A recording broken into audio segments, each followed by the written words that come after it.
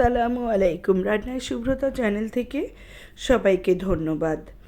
বেগুন দিয়ে আজ রান্না করব ডিম।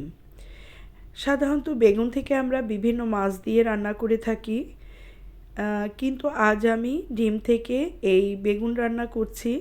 এই ডিম থেকে বেগুন রান্নাটি কিন্তু অনেক মজার হয়। আশা করি আপনারা বাড়িতে সবাই এই রান্নাটি করে দেখবেন। আমি প্রথমেই 3টি ডিম ভেঙে নিয়েছি। ডিমের মধ্যে দিয়ে দিয়েছি হাফ চা চামচ জিরার গুঁড়া, হাফ চা চামচ মরিচের গুঁড়া, হাফ চা চামচ ধনিয়ার গুঁড়া ও হাফ চা চামচ হলুদের গুঁড়া ও আমি হাফ চা চামচ পরিমাণ থেকে সামান্য পরিমাণে কম দিয়ে একটু লবণ দিয়ে নিয়েছি। লবণটা দিয়ে ভালো করে আমি ব্লেন্ড করে নিয়েছি। এরপরে আমি ননস্টিক প্যানে একটু তেল দিয়ে তেলটা ভালোভাবে গরম হয়ে গেলে এই ডিমটা যে ফেটিয়ে রেখেছিলাম সেই ডিম থেকে আমি অর্ধেকটা ডিম দিয়ে নেড়ে চেড়ে দিয়েছি এবং পরবর্তীতে ডিমটা আমি পাটিসাপটা পিঠার মতো ভালোভাবে ভেজে 4 ভাগ করে নিয়েছি। এই ডিমটা ভালোভাবে ভেজে নেবেন যেন ভিতরটা কাঁচা না থাকে। ভাজলে ডিমটা খেতে অনেক বেশি ভালো লাগে। পরে আমি আবার তেল দিয়ে তেলটা গরম হওয়ার পরে আমি আবার দিয়েছি বাকি যে ডিমটুকু ছিল সেই ডিমটুকু দিয়ে আমি আবার পাটিসাপটা পিঠার মতো ভেজে নিয়েছি। ভেজে একইভাবে আমি এগুলো কেটে নিয়েছি এবং খুব ডিপ ফ্রাই করে ভেজে নিয়েছি। ভাজা হয়ে গেলে এবার আমি কড়াইতে রান্নার জন্য দিয়ে দিব পেঁয়াজ 1 টেবিল চামচ এবং রসুন দিব খুবই সামান্য, অল্প সামান্য রসুন দিব, কারণ বেগুন ডিম এর মধ্যে কিন্তু খুব বেশি রসুন ভালো লাগবে না।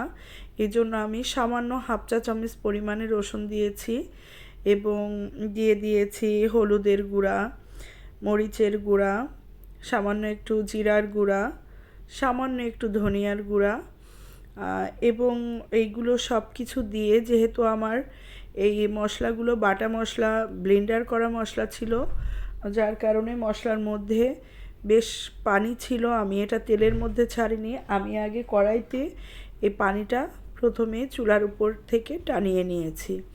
তাতে এইটা করার কারণ হচ্ছে আপনি যখন গরম তেলের মধ্যে এই ভিজা মশলাটা ছেড়ে দিবেন তখন কিন্তু আপনার মশলাটা খুব বেশি এদিক ওদিক ছিটবে এবং তেলটা নষ্ট হবে। এই জন্য আপনি কড়াইতে যদি ভিজা মশলা থাকে, মশলায় একটু পানি থাকে, তাহলে আগে মশলাগুলো দিয়ে ভালোভাবে পানিটা কমিয়ে নেবেন। যখন একটু শুকনা হয়ে আসবে তখন আমি এখানে 2 টেবিল চামচ পরিমাণে তেল দিয়ে দেব। এই তেলটা দিয়ে আমি বেশ কিছুক্ষণ নেড়েচেড়ে ভালোভাবে কষিয়ে নেব। আর সবসময় একটা জিনিস খেয়াল রাখবেন, আপনার যে কোনো রান্না একটু ভালোভাবে তেলে কষিয়ে নিলে মশলার গন্ধগুলো সরে যায় এবং সেই তরকারিটা কালারটাও ভালো হয় এবং খেতেও কিন্তু ভালো হয়। তবে একটা জিনিস খেয়াল রাখবেন, কখনোই মশলাটা তেলের উপর পুড়িয়ে ফেলবেন না, তাহলে কিন্তু স্বাদ এবং রং দুটোই নষ্ট হয়ে যাবে। এর মধ্যে দিয়ে দিয়েছি আমি হাফ চা চামচ পরিমাণে লবণ দিয়ে আমি আরও কিছুক্ষণ ভালোভাবে কষিয়ে নিয়েছি। কষিয়ে নিয়ে আমি এর মধ্যে সামান্য একটু পানি দিয়ে আরও কিছুক্ষণ কষিয়ে নিয়েছি। ভালোভাবে কষানো হয়ে গেলে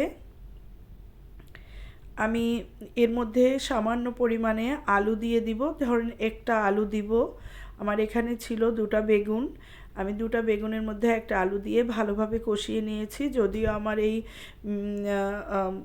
এই ভিডিওটি একটু স্কিপ হয়ে গেছে, আমি আলুটা ভালোভাবে কষিয়ে নিয়ে তারপরে কিন্তু ঝোলের পানি দিয়েছি।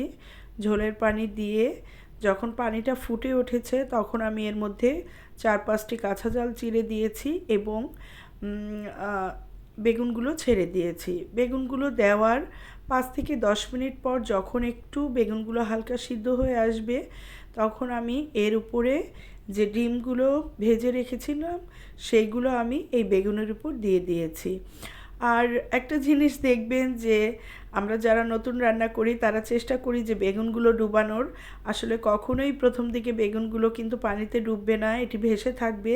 যখন রান্না প্রপার হয়ে যাবে তখনই কিন্তু বেগুনটা আপনার বসে যাবে। এরপরে আমি পরিমাণ মতো মাখা মাখা ঝোল রেখে দেখুন বেগুন ও ডিমটি উঠিয়ে নিয়েছি।